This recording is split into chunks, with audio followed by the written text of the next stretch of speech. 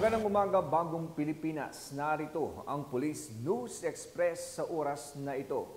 Himas rehas ang isang Koreano nang maaresto ito ng pinagsamang puwersa ng Angeles City Drug Enforcement Unit at Angeles City Police Office sa isang entrapment operation sa Barangay Pampang, Angeles City matapos makuhanan ng hinihinalang party drugs na ecstasy tablets at ketamine, isang anesthetic na madalas na inaabuso.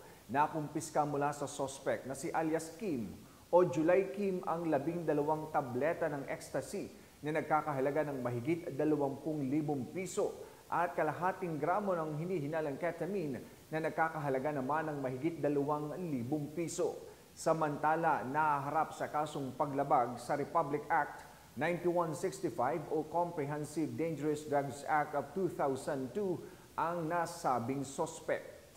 Para sa iba pang napapanahong balitang pampulisya, laging tumutok sa Police News Network, alagad ng batas, tagataguyod ng balitang pulis.